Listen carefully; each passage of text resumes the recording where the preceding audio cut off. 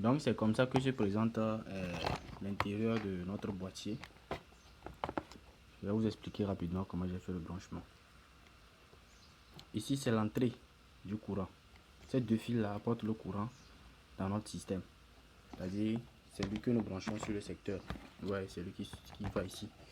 Et c'est la tête de ça ici. C'est lui qui sera branché sur le secteur. Donc qui apporte le courant à l'intérieur de notre système.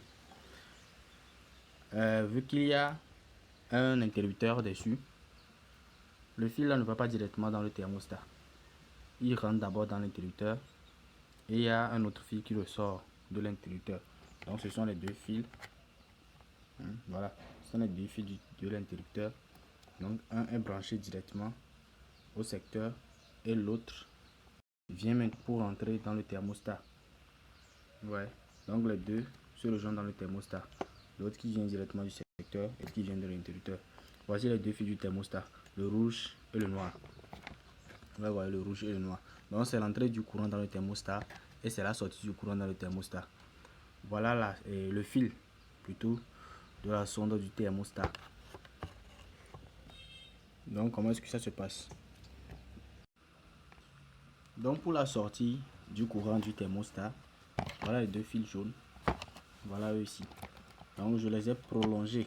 Avec deux fils bleus. Deux fils de bonne qualité qui peuvent conduire de cette électricité là. Donc qui viennent au niveau de la douille de l'ampoule. Donc vu que je vais associer le ventilateur et l'ampoule et ils vont fonctionner en même temps, j'ai dû mettre le fil, bien les fils, ces deux fils.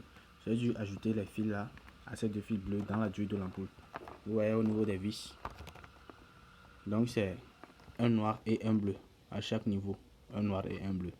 Donc j'ai associé les deux là-bas. Quand l'ampoule chauffante va s'allumer, le ventilateur aussi s'allume par la même occasion. Donc il s'éteigne aussi au même moment. C'est cela en fonction du réglage du thermostat. Ce qui fait que quand vous allez régler votre thermostat aux températures recommandées, quand ce sera atteint et il va vouloir éteindre l'ampoule, le ventilateur aussi s'éteint en même temps. Donc voici voilà la sonde du thermostat. C'est son bout qui est voilà son bout. Voilà le bout de la sonde du thermostat. Et voilà le bout de la sonde de l'hygromètre. Voici l'hygromètre. Lui, il est permanemment en fonction. Il ne s'arrête pas. Donc voilà, c'est sauf l'interrupteur que vous allez utiliser pour allumer le thermostat qui va gérer les autres appareils que vous avez associés au système. Donc voilà à peu près comment est-ce que ça se passe. Donc voilà le système tout fermé, le boîtier fermé et tout. Ouais. Donc je vais allumer, vous allez voir. D'abord je vais vous montrer l'intérieur. Voilà l'ampoule chauffante. Voilà le truc que j'ai fait pour le ventilateur. Et la sonde de l'hygromètre et puis la sonde du thermostat. Donc je n'ai pas encore mis de palette sur lequel restera les yeux à l'intérieur. C'est justement à cause du branchement et du réglage que je fais cette vidéo. Donc voilà. Maintenant c'est allumé. Ouais. Le ventilateur va être tourné. Donc ça a commencé le travail. L'ampoule chauffante est allumée. Ouais.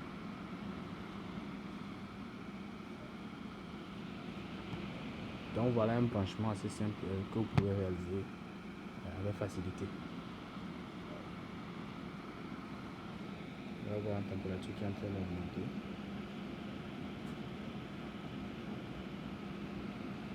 Ouais.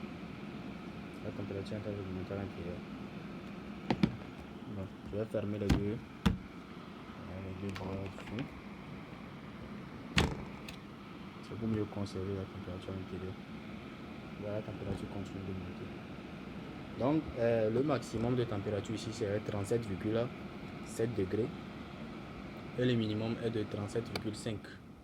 Ouais, c'est arrivé sur le maximum. Et puis, l'ampoule s'est éteinte. Le ventilateur aussi s'arrête. Ouais. Parce ils sont reliés. Ils sont reliés. Et quand ça va redescendre jusqu'à 37,5, la température, je vais dire, l'ampoule chauffante et le ventilateur vont se remettre en marche. Parce que ça, ils ont été combinés ensemble. Ils ont été combinés ensemble, ce qui fait que quand l'un est en courroute, l'autre aussi suit. Donc voilà l'hygromètre. On va voir l'humidité. 52%. 52% d'humidité.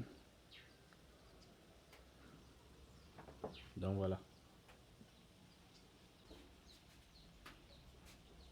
Quand ça va diminuer, quand celui-ci va aller à 37,5, ça va recommencer. Regardez bien l'ensemble.